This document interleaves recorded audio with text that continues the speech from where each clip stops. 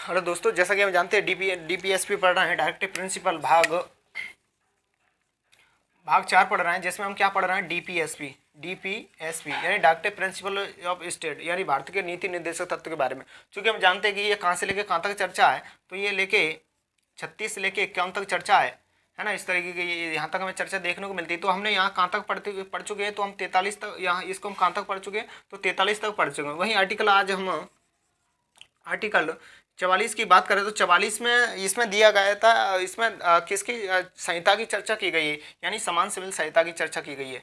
समान सिविल संहिता, चूंकि संहिता का यदि हम शाब्दिक अर्थ देखें तो संहिता का अर्थ होता है नियम कानून, है ना। संहिता का क्या होता है, नियम कानून। तो समान सिविल संहिता, एक इस संहिता की बात करें तो 3 तरह की संहिता होती है, दंड संहिता, आचार संहिता और समान सिविल संहिता। यही बात करें समान सिविल संहिता की, तो समान सिविल संहिता का शाब्दिक अर्थ क्या मिलता है, ये यानी शादी के नियम कानूनों को क्या कहा जाता है, सिविल संहिता कहा जाता है। दूसरा संहिता क्या होती है, आचार संहिता।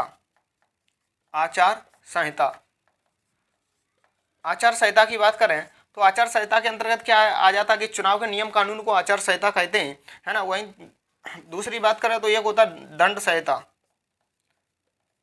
यानी दंड संहिता तब लगाया जाता है जब आप कोई आपराधिक कार्य करते हो, तो यानी अपराध की श्रेणी में आज आते हो, तो उस समय आपको क्या लगाया जाता है, दंड संहिता के अंतर्गत आपको रखा जाता है या लगाया जाता है दंड संहिता। तो ये 3 तरह की संहिता होती है। सिविल संहिता का अर्थ होता है यानी शादी के नियम कानून को सिविल संहिता कहते हैं। वहीं आचार संहिता की बात करें तो आचार संहिता के यानी चुनाव के नियम कानून को आचार संहिता कहते हैं। वहीं दंड संहिता की बात करें तो दंड आपराधिक गतिविधियां होती हैं तो उसको दंड संहिता कहा जाता है। तो ये इस तरीके का आर्टिकल 44 में देखने को हमें मिला था कि समान सिविल संहिता, यानी इसको इंग्लिश में बोलते हैं यूनिफॉर्म सिविल कोड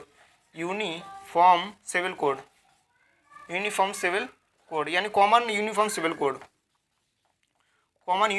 कोड। इसके अंदर क्या है, भारत के मतलब इसमें क्या है कि शादी के नियम कानूनों को समान सिविलता कहा गया। ये सबसे पहले यदि बात करें तो ये किस राज्य ने लागू किया था, तो इस राज्य की अगर बात करें तो सबसे पहले गोवा ने इस नियम कानून को लागू किया है। किसको, आचार समान सिविल संहिता कॉमन यूनिफॉर्म सिविल कोड को किसने लागू किया है, तो किसने किया है, तो गोवा राज्य ने किया था। तो हमने आर्टिकल 44 के अंतर्गत देखा। वहीं आर्टिकल यदि हम 45 की बात करें, आर्टिकल 45 बेहद इंपॉर्टेंट, बहुत खास इंपॉर्टेंट। इसमें क्या क्या क्या गया है कि 6 से कम उम्र के बच्चों का स्वास्थ्य का ख्याल रखिए। 6 से कम वर्ष के बच्चों को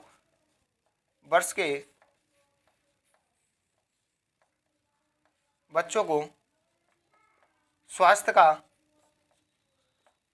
का ख्याल रखना है। ये इसमें किसमें चर्चा की गई, आर्टिकल 45। दूसरी इसकी क्या चर्चा की गई है कि जो 6 से लेकर 14 वर्ष के बच्चे हैं, इनको क्या ख्याल रखना है, इनको शिक्षा दीजिए, निःशुल्क शिक्षा दीजिए, है ना। क्या दीजिए,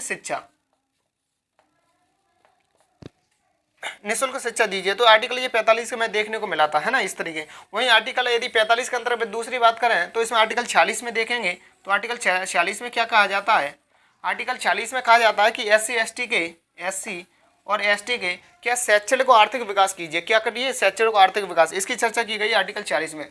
शैक्षणिक एवं आर्थिक विकास कीजिए। तो ये किसमें हमें देखने को मिला, आर्टिकल 40 में। क्या, एससी एसटी के शैक्षणिक एवं आर्थिक विकास कीजिए, तो आर्टिकल 47 में हमें ये देखने को मिला। वहीं एक दूसरे आर्टिकल की बात करें, यहाँ पे आर्टिकल यानी 47 की, आर्टिकल 47 में क्या चर्चा की गई, आर्टिकल 47 में कहा गया है कि पोषाहार दिए, मादक पदार्थ पर रोक लगा दीजिए, पोषाहार दीजिए, नशीली चीज़ों पर प्रतिबंध लगा दीजिए। तो आर्टिकल 47 में हमें चर्चा की गई है कि पोषाहार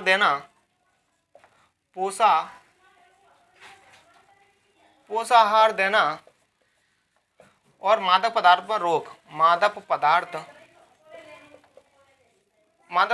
रोक लगाना और नशीली चीज़ों पर प्रतिबंध लगाना, नशीली चीज़ों पर प्रतिबंध लगाना। तो ये आर्टिकल 47 में देखने को मिला कि पोषाहार देना, मादक पदार्थ पर रोक और नशीली पदार्थों पर रोक लगाना। तो ये हमने किसके अंतर्गत देखा, तो आर्टिकल हमने ये किसके 47 के अंतर्गत हमने ये देखा। वहीं बात करें आर्टिकल 48 की, तो आर्टिकल 48 क्या कहता है कि आर्टिकल 48 कहता है कि जो हमारा जो इस तरह के वर्तमान के वहीं कृषि और पशुपालन का बढ़ावा देना। 47 में देखने को मिला पोषण आहार देना, मादक पदार्थ पर रोक, नशीली चीज़ों पर प्रतिबंध लगाना। वहीं अगर 47 की वहाँ उसकी 48 की बात करें तो 48 में क्या कहा गया है कि यानी जो वर्तमान में जो हमारे जो कृषि पशुपालन का बढ़ावा देना, दुधारू पशुओं का बढ़ावा देना, है ना, इस तरीके का इस चीज़ का बढ़ावा देना। तो ये आर्टिकल किस में देखने को मिला? 48 में। इसको रफ करें। चलो, आर्टिकल 48 में क्या क्या कहा गया है? आर्टिकल 48 में कहा गया है कि दुधारू पशुओं का बढ़ावा देना, यानी दुधारू पशुओं की बढ़ावा देना और उनकी जो हत्या कर रही है उन पर रोक लगाना, है ना। कृषि पशुपालन का बढ़ावा देना, कृषि पशुपालन का बढ़ावा देना, कृषि पशुपालन का बढ़ावा देना और दुधारू पशुओं की हत्या पर रोक, दुधारू पशुओं की हत्या पर रोक, इसकी चर्चा की गई आर्टिकल 48 में कि किसका? कृषि पशुपालन का बढ़ावा देना, दुधारू गेट लगाए और कृषि दुधारू पशुओं की हत्या पर रोक की चर्चा की गई है, ठीक है ना। वहीं इसके अंतर्गत बात करें तो इसको एक जोड़ा गया आर्टिकल दूसरा, आर्टिकल 48A में। आर्टिकल 48A में क्या कहता है कि पर्यावरण वन्य जीव की रक्षा करना, पर्यावरण एवं वन्य जीव की रक्षा करना, वन्य जीव की रक्षा करना, इसकी चर्चा की गई आर्टिकल 48 में, है ना। क्या क्या है? पर्यावरण एवं वन्य जीव की रक्षा करना। वही बात करें आर्टिकल 39 की। अच्छा, बेहद इंपॉर्टेंट आर्टिकल 39। आर्टिकल 39 क्या कहता है? आर्टिकल 39 कहता है कि जो मतलब इस तरीके के जो राष्ट्रीय स्मारक है उनकी सुरक्षा करना, राष्ट्रीय स्मारक की सुरक्षा करना, राष्ट्रीय स्मारक की सुरक्षा करना। ये किसमें दिया गया है? आर्टिकल 49 में कि राष्ट्रीय स्मारक की सुरक्षा करना। वही बात करें आर्टिकल 50 की। आर्टिकल 50 में क्या कहा गया? आर्टिकल 50 में कहा गया है कि कार्यपालिका और न्यायपालिका का पृथक्करण की चर्चा की गई है। कार्यपालिका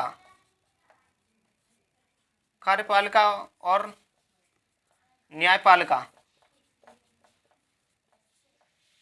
न्यायपालिका के पृथक्करण की चर्चा की गई है, पृथक्करण की चर्चा की गई किसमें? आर्टिकल 50 में। कार्यपालिका और न्यायपालिका के पृथक्करण की चर्चा की गई आर्टिकल 50। वहीं आर्टिकल दूसरे की बात करें, आर्टिकल 51 की, लास्ट इंपोर्टेंट, ये सबसे लास्ट है इसका, चूंकि हम जानते हैं डीपीएसपी कहाँ से लेकर 36 से लेकर 51 तक आती है।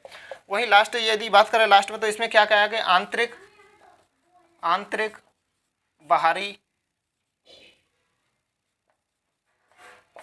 बाहरी और क्या के आंतरिक बाहरी एवं अंतर्राष्ट्रीय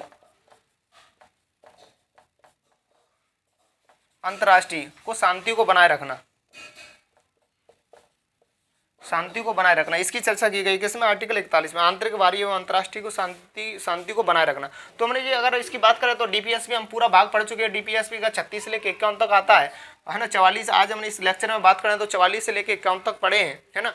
तो ये हमने चर्चा की थी डीपीएसपी की। अब आगे लेक्चर में यदि बात करें तो आगे लेक्चर में हम पढ़ेंगे पार्ट यानी भाग 4A। इसमें किसकी चर्चा की गई है? मौलिक कर्तव्य की चर्चा की गई है ना। किसकी चर्चा की गई है? मौलिक कर्तव्य की। तो हम आगे लेक्चर में देखेंगे। Thank you.